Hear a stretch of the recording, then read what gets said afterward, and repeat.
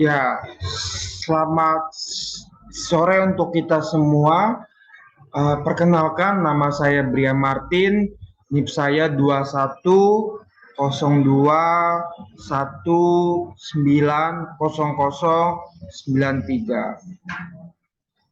Eh, saya akan menjelaskan tentang kedudukan dan kewenangan lembaga penjamin simpan pinjam yang kita sebut LPS. Ya, pertama, saya akan menjelaskan tentang sejarah LPS itu sendiri, kenapa bisa berdiri di negara Republik Indonesia yang kita cintai. Kalau kita lihat kita lihat tahun 98 itu krisis mengakibatkan perbankan-perbankan kolab, perbankan banyak yang tutup. Artinya LPS itu berdiri ketika adanya suatu krisis yang terjadi di 98. Saya akan menjelaskan sejarahnya LPS kurang lebih. Pada tahun 98, krisis moneter menghantam Indonesia ditandai dengan likuidasi atas 16 bank yang mengakibatkan penurunan tingkat kepercayaan masyarakat pada sistem perbankan. Untuk mengatasi krisis tersebut, pemerintah mengeluarkan beberapa kebijakan, di antaranya memberikan jaminan atau seluruh kewajiban pembayaran bank, termasuk simpanan masyarakat. Dalam pelaksanaannya, Bengket Quarete memiliki ruang lingkup pinjaman terlalu luas sehingga menyebabkan timbulnya moral hazard baik dari sisi pengelolaan bank maupun dalam masyarakat. Untuk mengatasi hal tersebut, program penjamin yang mencakup terlalu luas diganti dengan sistem pinjaman yang terbatas. Sistem pinjaman terbatas diimplementasikan melalui bentuk lembaga penjamin simpan pinjam yang kita sebut LPS sebagai pelaksana penjamin dana masyarakat. Pada tanggal 22 September 2020, saya ulang lagi, pada tanggal 22 September tahun 2004, LPS lahir melalui Undang-Undang Nomor 24 tentang Lembaga Penjamin Simpanan. LPS adalah sebuah lembaga independen, memiliki memiliki mandat menjamin simpanan nasabah dari turut aktif dalam memelihara stabilitas sistem perbankan sesuai dengan kewenangannya. Pada tanggal 22 September 2005, LPS resmi beroperasi dengan modal awal 4 triliun yang diambil oleh APBN murni. Saya juga akan menjelaskan tentang pengertiannya LPS. LPS itu apa sih? Kalau misalnya secara umumnya, saya akan menjelaskan. LPS merupakan lembaga independen, transparan, dan akuntabel dalam melaksanakan tugas dan wewenangnya. LPS bertanggung jawab kepada Presiden. Artinya di lembaga independen tidak ada yang intervensi. LPS berkedudukan di Jakarta dan dapat mempunyai kantor di perwakilan wilayah negara, wilayah Indonesia. Maksudnya dia punya kantor cabang-cabang di setiap daerah. Ya, apa sih fungsi-fungsi LPS itu sendiri? Fungsi LPS itu kenapa di adanya LPS? Karena ada fungsinya. Salah satunya fungsinya menjamin simpanan nasabah penyimpan. Itu yang pertama. Terus yang kedua, turut aktif dalam memelihara stabilitas sistem perbankan sesuai dengan kewenangannya. Dan saya akan menjelaskan tentang kurang lebih tugas. Tugasnya LPS. Tugasnya LPS itu bisa dilihat dari pasal 4 Undang-Undang Nomor 24 Tahun 2004. Dia menjelaskan tugasnya LPS itu ada 5 poin. Yang pertama, merumuskan dan menetapkan kebijakan pelaksanaan penjamin simpanan. Itu yang pertama, tugasnya. Yang kedua, melaksanakan penjaminan simpanan. Yang ketiga, merumuskan dan menetapkan kebijakan dalam rangka turut aktif memelihara stabilitas sistem perbankan. Dan yang keempat, merumuskan dan menetapkan pelaksanaan kebijakan penyelesaian bank yang gagal yang tidak berdampak sistematik. Dan yang terakhir, tugasnya melaksanakan penanganan bank yang gagal berdampak sistematik.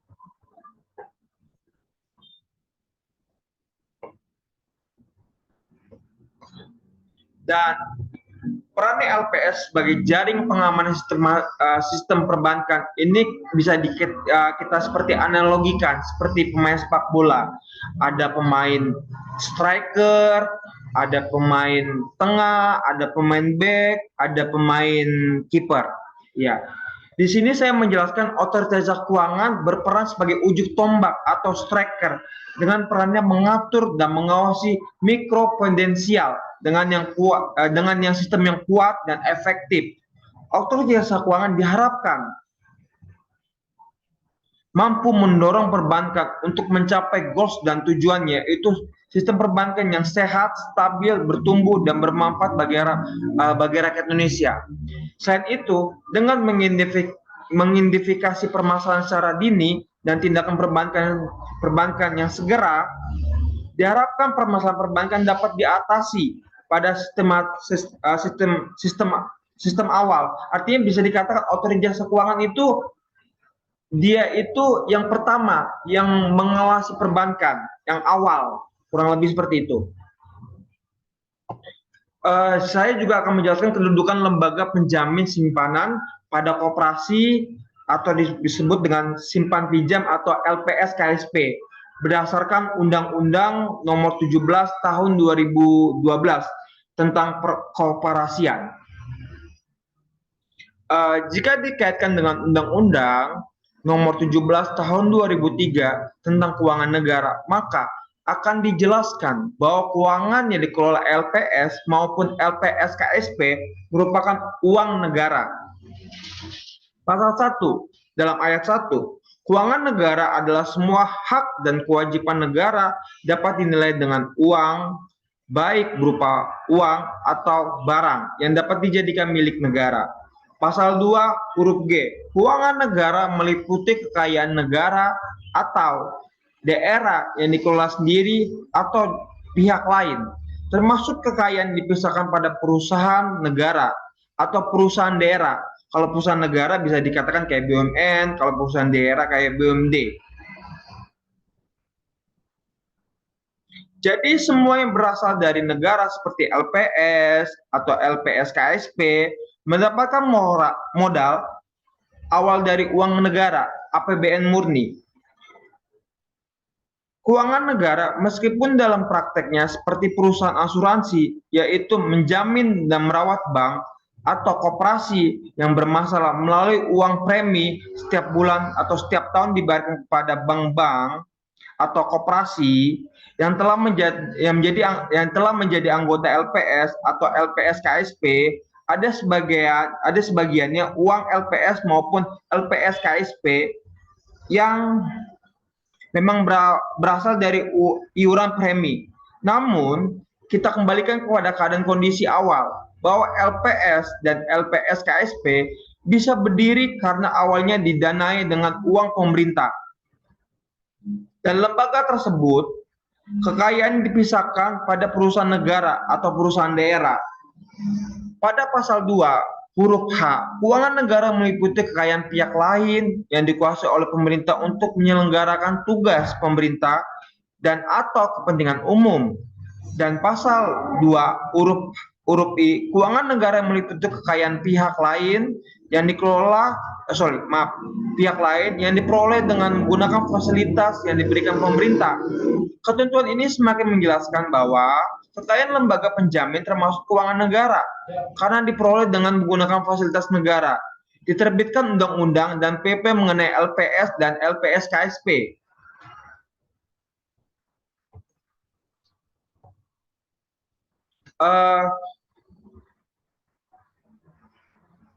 Ini bisa dikatakan kewenangannya LPS.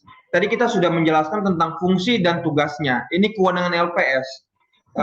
Salah satunya kewenangan LPS yang pertama menetapkan dan memungut premi pinjaman. Itu yang pertama. Yang kedua, menetapkan dan memungut kontribusi pada bank pertama kali dan menjadi peserta. Yang ketiga, melakukan pengolahan kekayaan dan kewajiban LPS. Yang keempat, mendapatkan data simpan nasabah, data kesehatan bank, laporan keuangan bank, dan laporan hasil pemeriksaan bank sepanjang tidak melanggar kerahasiaan bank. Dan kelima, melakukan rekonsiliasi, verifikasi, dan atau konfirmasi atas data sebagai dimaksud huruf D. Dan keenam, menetapkan syarat, tata cara, ketentuan pembayaran klaim.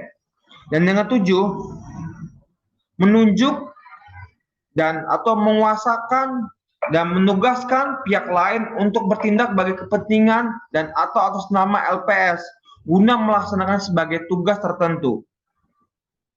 Melakukan penyuluhan kepada bank dan masyarakat tentang pinjaman simpanan, dan yang terakhir menjatuhkan sanksi administrasi.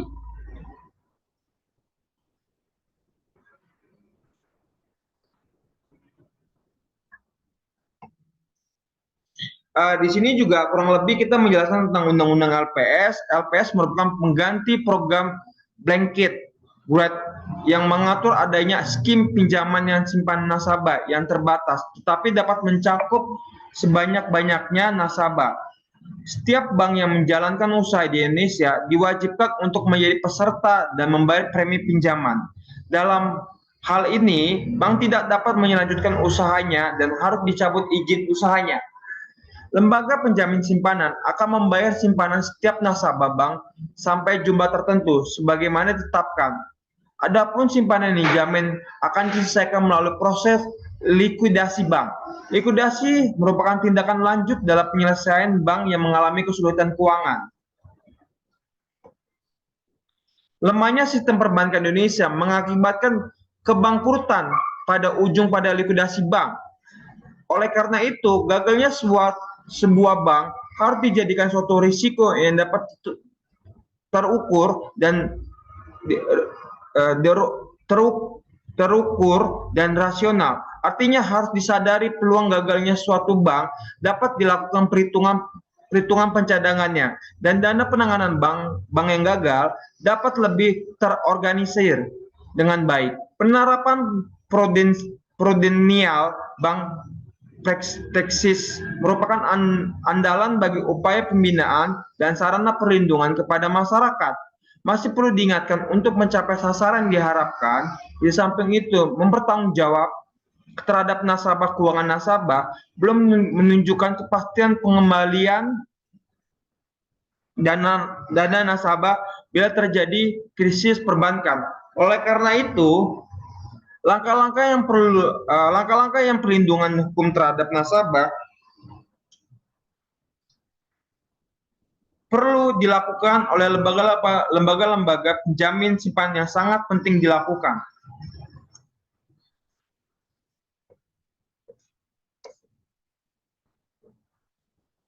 Saya menjabarkan tentang kewenangan